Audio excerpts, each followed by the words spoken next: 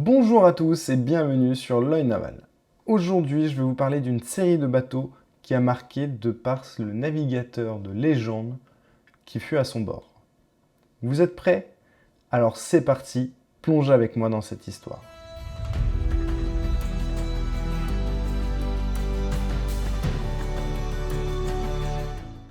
Avant de commencer, j'aimerais tout simplement que vous vous abonniez, que vous likiez et partagez cette vidéo. Bien évidemment, n'oubliez pas de mettre des commentaires pour le référencement. Et en plus, ça me permet des fois d'avoir de bons sujets de vidéos, comme celle-ci.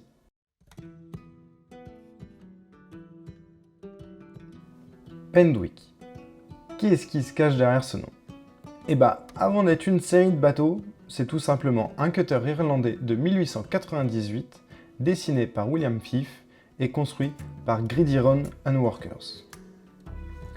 Il portait comme nom Yum à son lancement, mais en 1935, il fut racheté et rebaptisé Pendwick, qui signifie Mésange Noir, par la famille Lebec. En 1938, Guy Tabarly racheta à son tour le bateau. Mais c'est en 1952 qu'Éric Tabarly, alors âgé de 21 ans, racheta à son tour le bateau à son père. Il décida de mouler une coque polyester sur sa carène en bois et participa à plusieurs courses, notamment dans la Manche et en Atlantique. Puis, en 1962, le bateau sera désarmé. Bien que désarmé et plus utilisé, en 1983, le bateau sera reconstruit. 6 ans plus tard, il sera dévoilé au Nautique de Paris.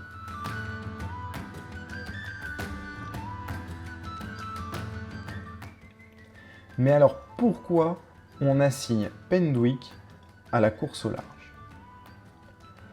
En 1964, Éric Tabarly demanda la construction au chantier Constantini d'un bateau pour la solitaire anglaise. Il sera nommé Pendwick II et il participera à des courses jusqu'en 1966. Puis, comme son prédécesseur, il ne sera plus utilisé. En 1996, Pendwick II sera reconstruit et remis à l'eau pour participer à des sorties d'apparat. 1967, Éric Tabarly a un nouveau projet en tête. Construire un bateau pour participer à la Royal Ocean Racing Race. Pour ce faire, il demande au chaussier de la Perrière à Lorient de construire un bateau tout en aluminium long de 17,50 m. Il sera bien sûr nommé comme ses deux prédécesseurs Pendwick et sera donc Pendwick III. Ce bateau lui permettra d'ailleurs de devenir champion du Royal Ocean Racing Club, mais ce n'est pas tout. Ce bateau participera aussi à la première route du Rhum de 1978 avec Philippe Poupon à son bord. Je vous invite d'ailleurs à aller voir la vidéo juste ici que j'ai faite sur cette même route du Rhum.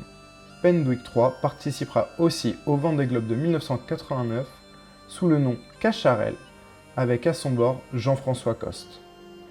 Éric Tabarly, naviguant encore sur des monocoques tels que Pendwick III, vit l'arrivée des multicoques. Et ce fut une révélation vis-à-vis d'eux.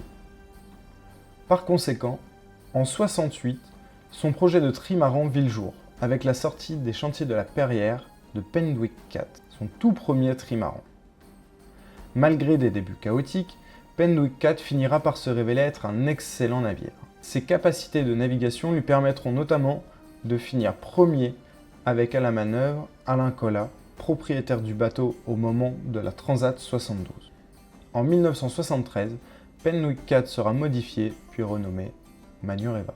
Malheureusement, en 1978, Manureva disparaîtra et emportera avec lui Alain Collat lors de la route du Rhum. Mais repassons à quelque chose de plus joyeux. En 1968 est annoncée une Transpacifique en solitaire. Elle aura pour départ San Francisco et comme arrivée Tokyo. Pour ce faire, Éric a encore à sa disposition Pendwick III et Pendwick IV. Mais il ne pourra pas utiliser ces deux bateaux pour la simple et bonne raison qu'ils ne sont pas conformes au règlement. Il décidera donc de construire un Pendwick 5e du nom, toujours au chantier de la Perrière à Lorient. Il sera l'ancêtre des 60 pieds Open et emportera avec lui la technologie des ballasts liquides. Il finira cette Transpacifique en 39 jours et 15 heures, avec un fait marquant, même si aujourd'hui, les arrivées comme ça, on n'y croit pas. Aujourd'hui, L'arrivée victorieuse et silencieuse de Penwick 5 à Tokyo a de quoi étonner. Le jury n'a pas prévu un temps aussi court et personne n'attend Eric sur la ligne d'arrivée. Il se pointe lui-même, entre au port sous grand voile, puis accoste le long d'un quai pour passer la nuit. Le lendemain, il met pied à terre dans un village endormi et part à la recherche du jury à travers la ville. Portant une barbe de 40 jours et un blue jean troué, il chemine dans les rues. C'est dans un mauvais anglais que des passants japonais lui indiquent le petit musée des phares signalé dans les instructions de course. C'est à cet endroit, par téléphone, qu'il entre en contact avec le secrétaire du Nippon Ocean Racing Club qui le félicite et lui donne rendez-vous à bord de Penwick 5.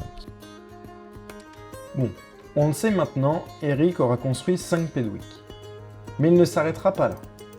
En 1973, il construira un dernier bateau, Penwick 6, à l'arsenal de Brest.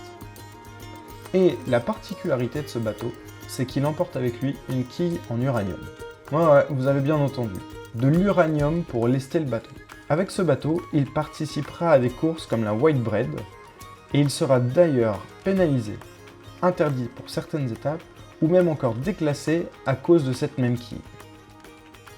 Aujourd'hui, ce bateau, malgré ses performances, est dépassé dû à la nouvelle technologie et au changement de jauge, mais reste néanmoins un très bon croiseur roturier.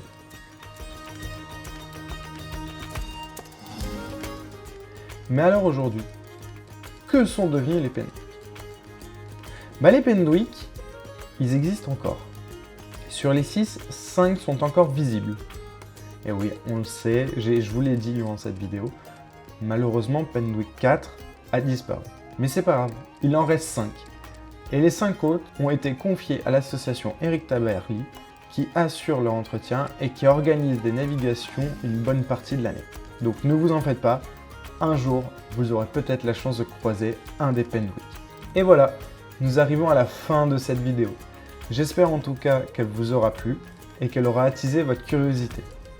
N'hésitez pas à mettre en commentaire quel sujet ou quelle histoire aimeriez-vous que j'aborde. C'est toujours un réel plaisir de vous lire et de pouvoir travailler sur des choses que vous me proposez. En tout cas, je vous souhaite bon vent et bonne navigation. Salut!